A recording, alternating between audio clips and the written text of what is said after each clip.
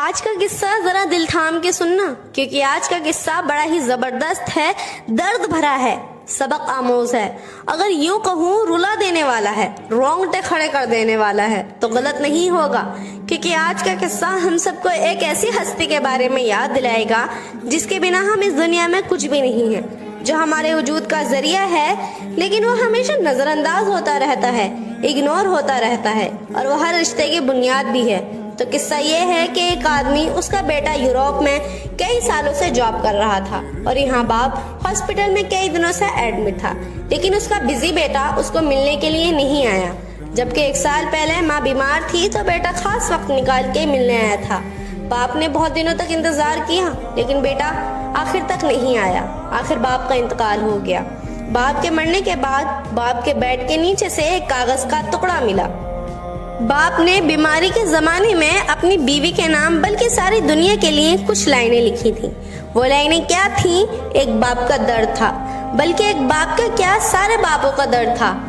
آپ وہ لائنیں سنیے، اس کے بعد کچھ بتاؤں گی۔ وہ شخص اپنی بیوی کے لیے اس کاغذ پر لائنیں لکھتا ہے، ایک میسج لکھتا ہے۔ وہ لکھتا ہے کہ تم اور میں کبھی بیوی اور شوہر تھے، پھر تم ماں بن گئی اور میں باپ بن کر رہ گیا۔ تم نے گھر کا سارا نظام سنبھالا اور میں نے کاروبار سنبھالا، پھر تم گھر سنبھالنے والی ماں بن گئی اور میں کمانے والا باپ بن کر رہ گیا۔ بچوں کو چوٹ لگی تو تم نے گلے لگایا، میں نے سمجھایا تو تم محبت کرنے والی ماں بن گئی اور میں صرف سمجھانے والا باپ بن کر رہ گیا۔ بچوں نے غلطیاں کی تو تم نے ان کی حمایت کر کے، ان کو سپورٹ کر کے انڈرسٹینڈنگ موم تم بن گئی، یعنی جذبات کو سمجھنے والی ماں بن گئی، اور میں نہ سمجھنے والا باپ بن کر رہ گیا۔ بابا ناراض ہوں گے، ابا ناراض ہوں گے کہہ کر تم اپنے بچوں کی بیسٹ فرینڈ بن گئی، ایک اچھی دوست بن گئی، اور میں غصہ کرنے والا باپ بن کر رہ گیا۔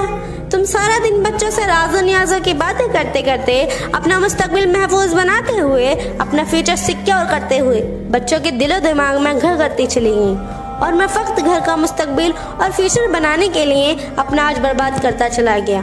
تمہارے آنسوؤں میں ماں کا پیار نظر آنے لگا اور میں بچوں کی آنکھوں میں فقط بے رحم باپ بن کر رہ گیا۔ تم چاند کی چاندنی بنتی چلی گئی اور پتہ نہیں میں کب سورج کی طرح آگ اگلتا ہوا باپ بن کر رہ گیا۔ تم ایک رحم دل اور شفت ماں بنتی چلی گئی اور میں تم سب لوگوں کی زندگی کا بوجھ اٹھانے والا صرف ایک باپ بن کر رہ گیا۔ یہ قصہ ختم ہو گیا، لیکن یہ انتہائی کڑوائی سماجی اور معاشرتی تصویر ہے۔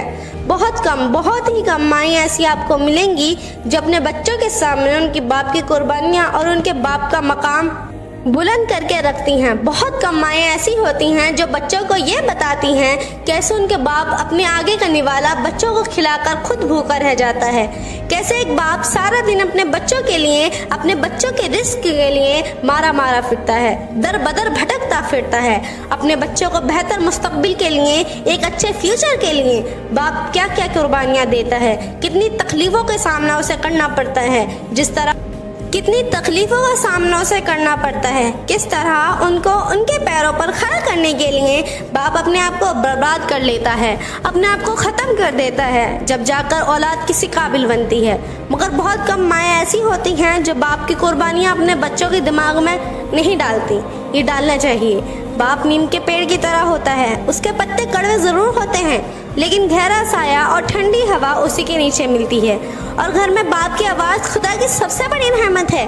گھر کے دروازے کے باہر باپ کے جوتے دیکھ کر بھی حفاظت کا احساس ہوتا ہے۔